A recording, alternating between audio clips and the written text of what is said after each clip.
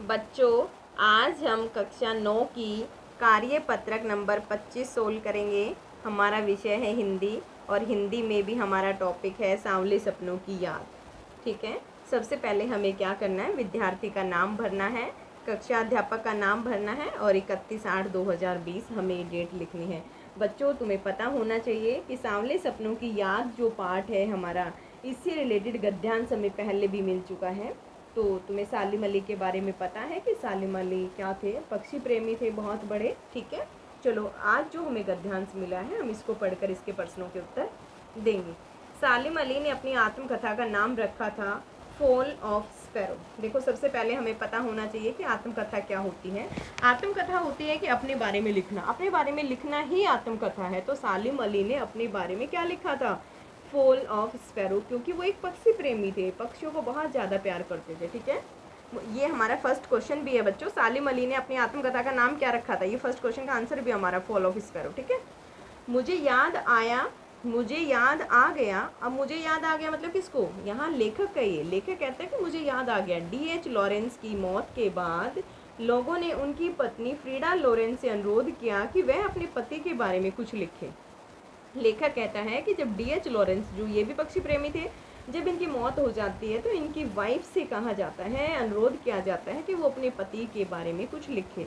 लेकिन फ्रीडा चाहती तो ढेर सारी बातें लॉरेंस के बारे में लिख सकती थी। अगर वो चाहती उसकी वाइफ तो वो लिख सकती थी, लेकिन उसने कहा कि मेरे लिए लॉरेंस के बारे में कुछ लिखना असंभव सा है, कि मैं उनके बारे में नहीं लिख सकती।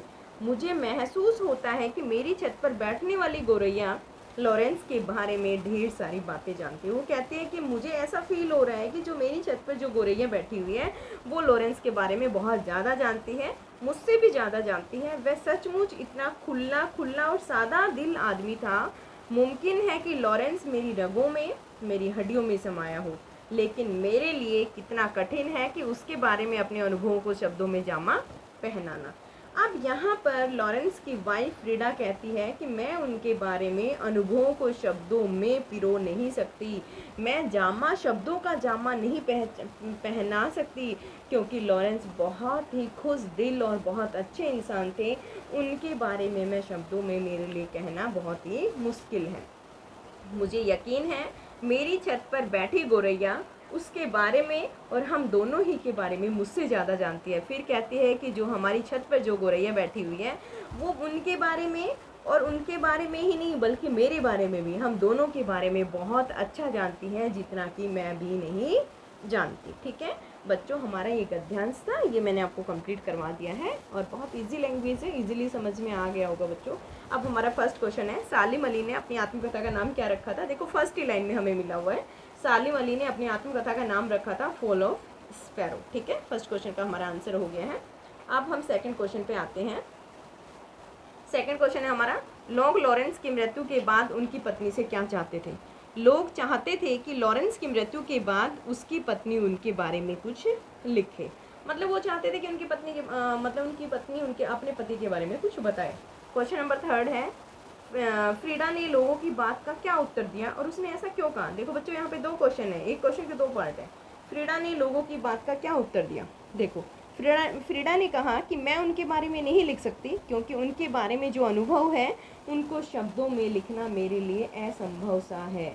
और उसने ऐसा क्यों कहा, उसने ऐसा इसलिए कहा क्योंकि हमारी छत पर जो गोरैया बैठी हुई है वो गोरैया मुझसे ज़्यादा उनके बारे में जानती है। ठीक है, हमारा थर्ड क्वेश्चन कंप्लीट हो गया। क्वेश्चन नंबर हमारा 4 है, गतिविधि मिली हुई है। आपने